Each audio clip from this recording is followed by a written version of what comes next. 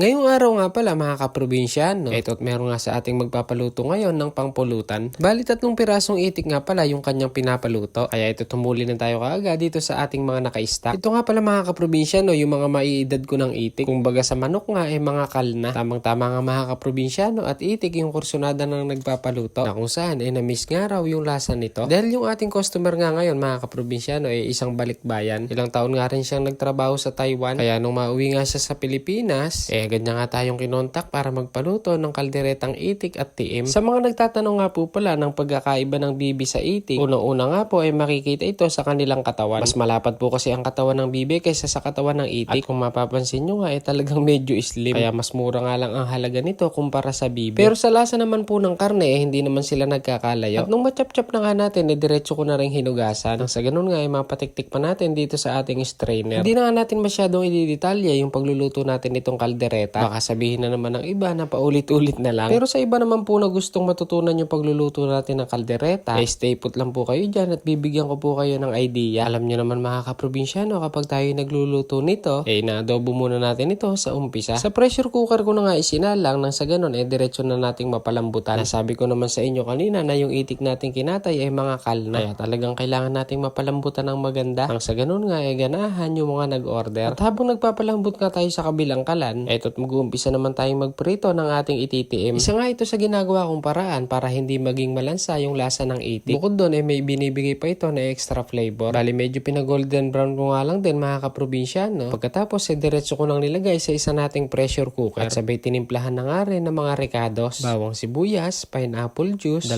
bote ng Sprite, toyo, magic seasoning, ketchup, oyster sauce. Syempre lalagyan na rin natin ng asin. At ang magbibigay nga ng dagdag na aroma dito itong ating sibot. Tapos sinalo nga lang natin sandali, diretso na rin natin isasalang. Ganyan nga lang po kadaling magluto ng tiim mga kaprobinsyano. Hintayin na lang natin ito na lumambot ng mabuti. Bali sa loob ko na nga niluto mga kaprobinsyano yung ating tiniim. Para nang sa ganun nga mailuto naman natin yung ating kaldereta. At habang abala nga tayo nagluluto magsingit muna tayo mag-shoutout ng ilan sa ating mga solid na kaprobinsyano. Una-una na nga pala dyan si Sir Dex Lubis, Brang Vista, kay Sir Roel Biloso na magbe-birthday nga ngayong 26, kay John Gamaw at kay Sir Roel the Magician ng Pangasinan. Dagdag na rin natin i-shoutout si Sir Andrew Nieves, kay Harvey de la Cruz, Maria Nicole, Emilio Andrade, kay Sir Alexis Macapagan. Maraming salamat po sa inyong suporta mga kaprobinsyano. At pagkalipas nga ng ilang minutong pagluluto, ito at maganda-ganda na ipagkakakulo nitong ating kaldereta. Dahil nga dyan, tara tikman muna natin. Tara tikman natin mga kaprobinsyano itong ating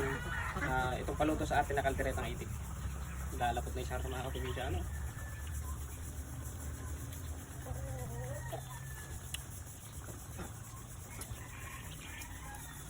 Okay na to. Sakto na. At dahil okay na yung ating kaldereta, ito't hinango na nga natin kaagad. At ito namang ating tiniim na itik, goods na goods nga ang pagkalambot. Dahil pinakuluan natin ito ng 50 minutos dito sa ating pressure cooker. At itong sarsa talagang medyo lumapot na rin. Tignan natin mga kaprobinsyano itong ating tiim na itik.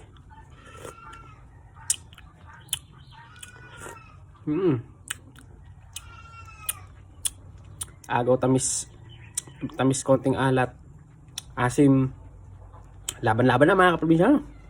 Goods na goods. Tama-tama yung goods na goods yung aroma ng sibot mga kaprobinsyano. Bisa. Goods.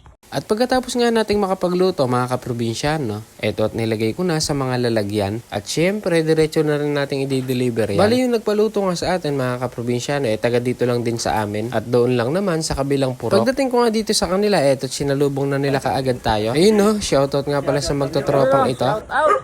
Shout out Carlo. Kalpar. Sana magustuhan ninyo ang inyong pinaluto. O paano ba yun mga kaprobinsyano? Hanggang dito na lang po yung ating video. Maraming salamat po sa inyong suporta. Hanggang sa muli. Bye!